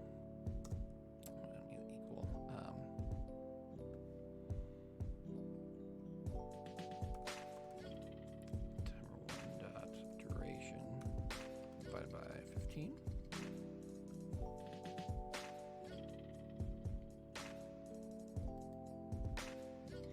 And yeah, we're going to want to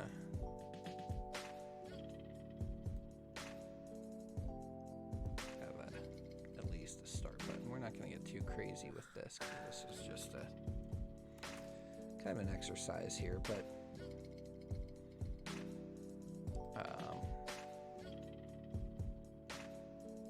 so when this starts, let's just do an update. variable. Oops. Start timer.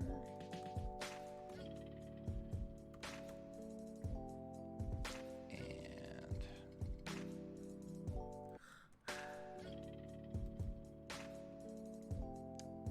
we're going to start this with that timer. We're not going to repeat that one.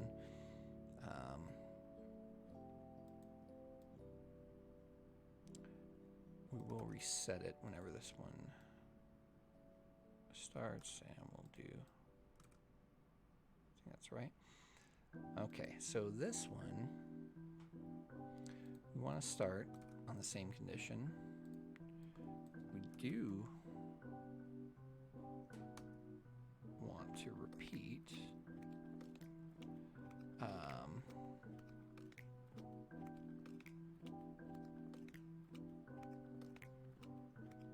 So as long as that's going in, so actually with this on timer end, we want to shut this timer off.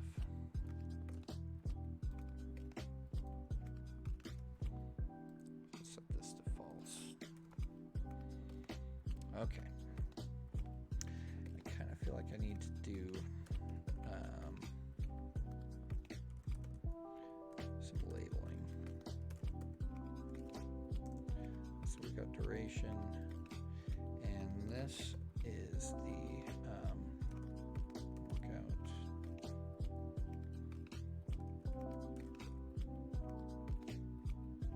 Workout section. That's, yeah, we'll go with that.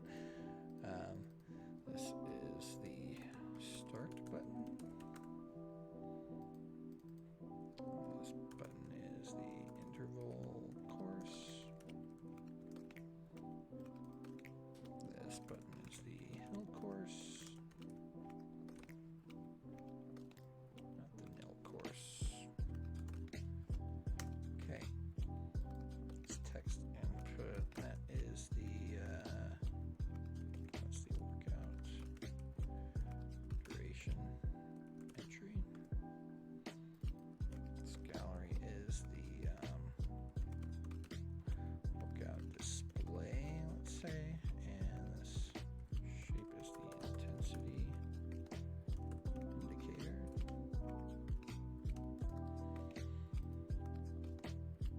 Okay. Yeah, looks like we set that, so no.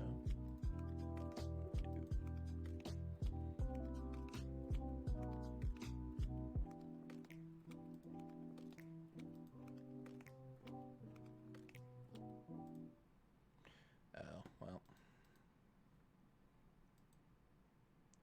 Let's just take a look at what this actually is right now. So that's 100, so I think we're getting a problem here with this. Just make that 700 and call that good. Okay.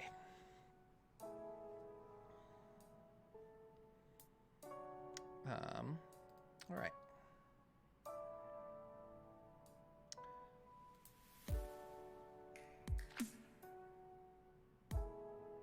So, I'm not going to have much of a UI here. This is, again, pretty just fast and ugly.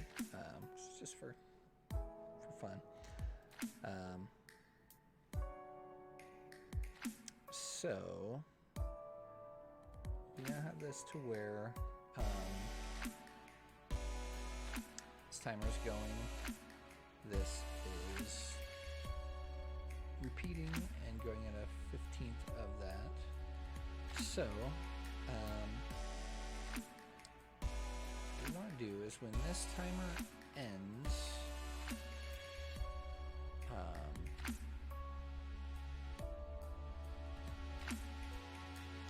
we want to remove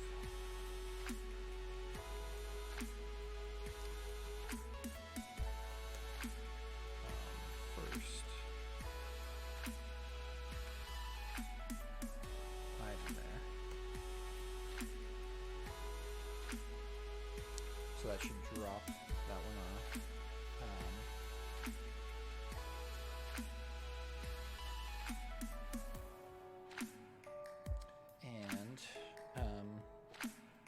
that'll drop the thing off. And then we also want to set we want to have a count going to know which of these items to kind of highlight, so we know where we're at in our progression. So we'll set the context variable, and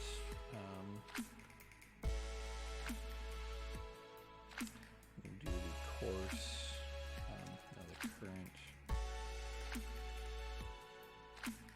course section. That's kind of long, but and for that, we'll actually do the current course section plus 1. So that basically does this, but we need to set a couple conditions here. Yeah, it's kind of crampy here. So if count rows. So with this, basically, we want to say if the number of rows in our course plot collection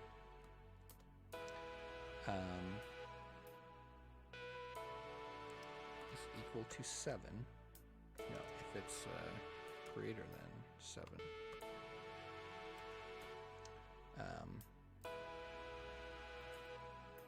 We want to remove the first item every time this timer reaches its end. So that way, basically, as we're going through this, it goes through that section that represents the time elapsed on that intensity level. It will then drop that off and have the remaining ones. When there are only 7 left, which will just show the final 7, then we don't want to drop any more. We just want to keep those. And then similarly with this, if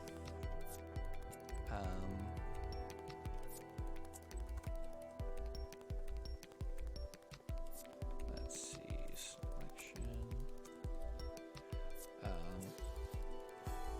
is less than 15. So basically, if we up until the last one of these, because we have 15 sections.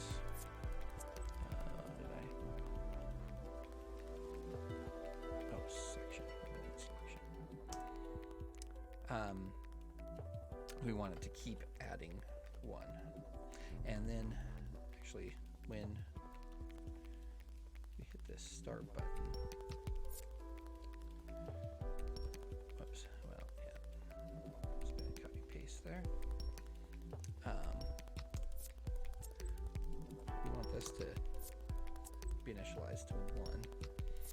So what this is going to do again is tell which of these guys is highlighted to know where we're at, and then as our timer progresses, it's going to drop the first item, so we know that we've progressed past that, and we have it set to basically stop dropping those when it reaches the number that appear on the screen, which is 7.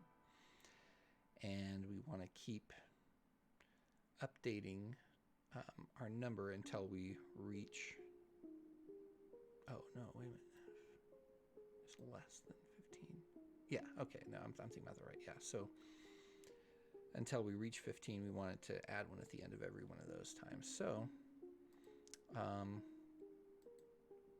oh yeah, we need to change the color of this fill so that we know which one that we're on. And so here's what we want to do. If this item.id equals var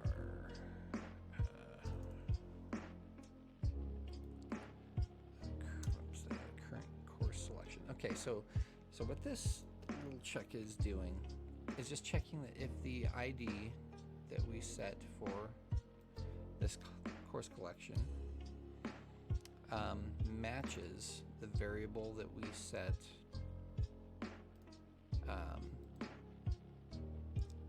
to basically iterate through the count of which one we're on.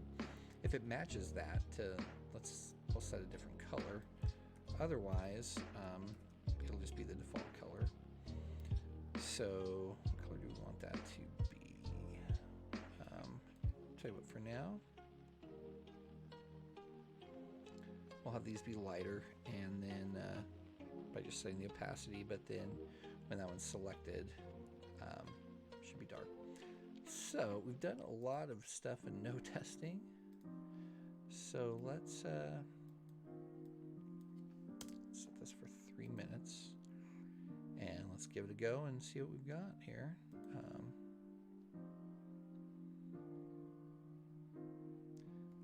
So instead of 2 minutes, what is that going to be? Oh, I guess 12 seconds, and that's actually, oh, you know what, actually, okay. I see something that I wasn't thinking through properly. So reset this, and so with this, we need another condition here because we don't want it to drop. We don't want it to start dropping until we've reached 4. So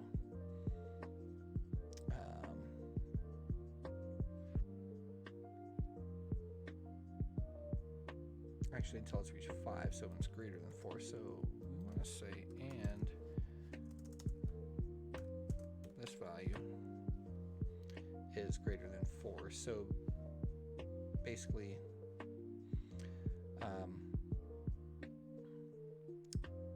when this is 1 through 4, we're not going to drop any of those things. When it once it's past that state, then we just drop, but then when it gets above 7, then we'll stop dropping as well. So all right, I did not put a reset thing on this, so okay, well that'll do.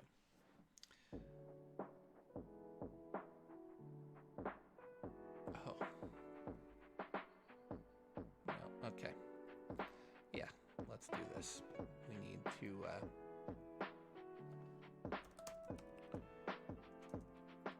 reset. Oops. Both of these timers, and just to, this probably won't make too big of a difference, but want these, happen concurrently.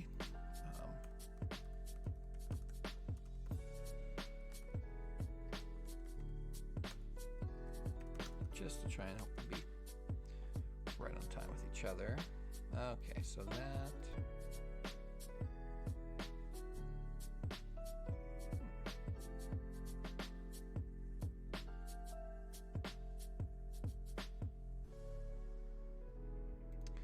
Okay, something's not happening right with this. Oh, we didn't. Okay. We didn't set it to reset. And we'll set these auto start and auto pause things as well. That's, yep. Okay. Okay.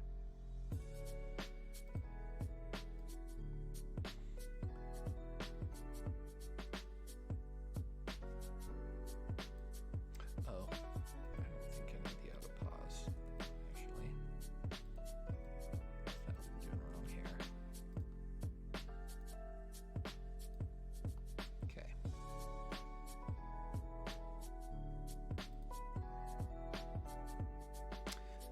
Oh.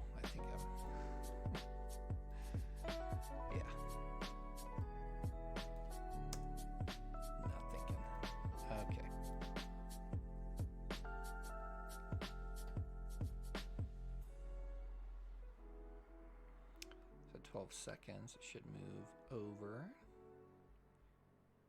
Okay. So far, so good.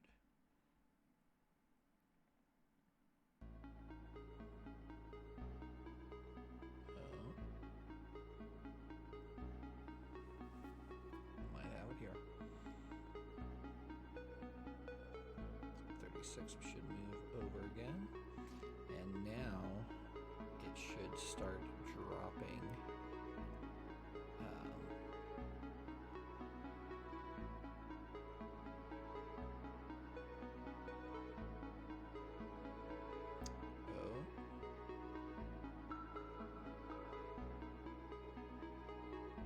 Okay, didn't get a drop there. We did there. Okay, so let's, for one thing,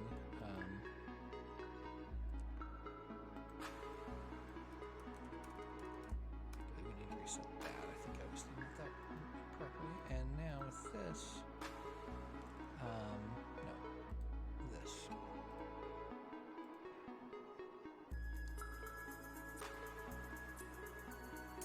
This needs to be greater than 3, because, yeah, it's like right here, so.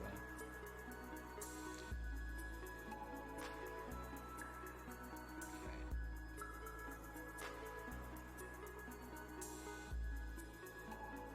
So just about time.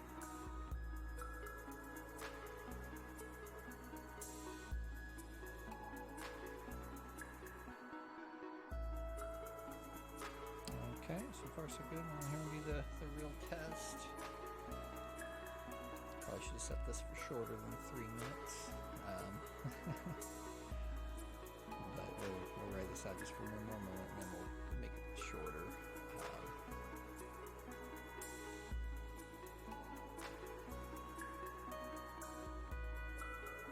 Oh, there we go. Perfect. So we're moving over.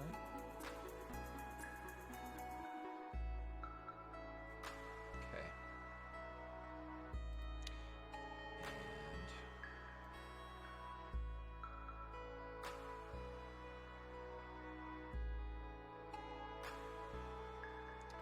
Here's what we're going to do. I'll set this for 1 minute.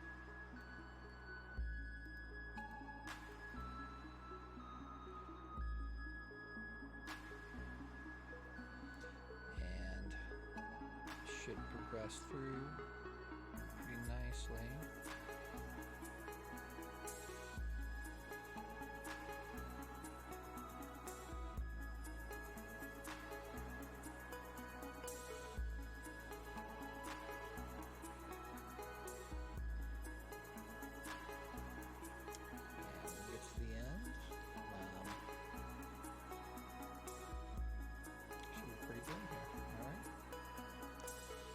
Now we should have stopped dropping. Oh no. Oh no, there we should stop dropping, yeah. And right to the end. Okay. Alright, so let's add maybe one more thing. Kind of cool if this blinked, I think.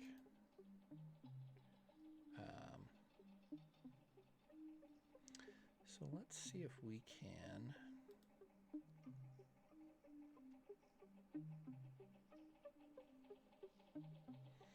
Let's see, how do we want that to happen? So, yeah, I think we might need just one more timer.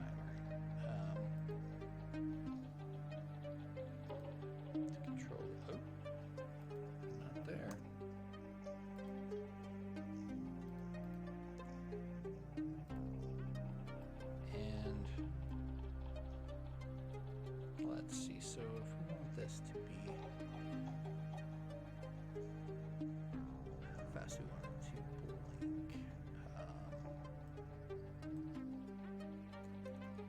say every second for now, and then we'll kind of figure that out. But so we actually want this to be said, much similar to this. And same start condition, same reset, start, pause, I think, and repeat is true. And so basically, we're going to use this and set our opacity level.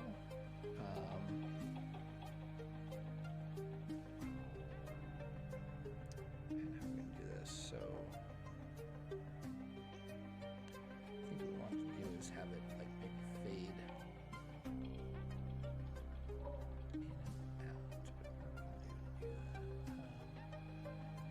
Or maybe, okay, here's what we'll do.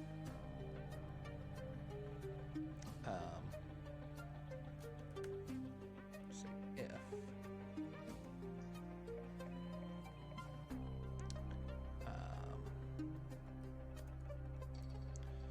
timer 4.value is less than 500. We want this to be 0.8. Otherwise, we want it to be 1.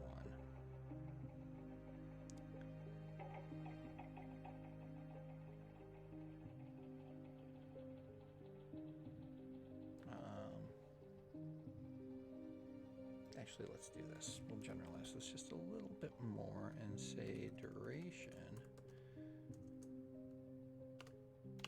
divided by 2. So that way it doesn't really matter what our timer is set at, and we just make that work. Okay, well, let's just see what we got here. Hey, we got the blinky blink. So, and we could do like different colors with this as well, if we wanted. But that's kind of okay. I don't know. I don't hate it. Yeah. Well, that worked out okay, I think. Again, not going for anything really special in the UI or anything like that, but just thought it'd be fun to kind of make a timer-based kind of chart representation that moved with respect to time and has the variability. So yeah, it's all right. I can live with that. That was kind of fun to build. Hopefully okay to watch. Yeah, I think with that we'll kind of wrap this up.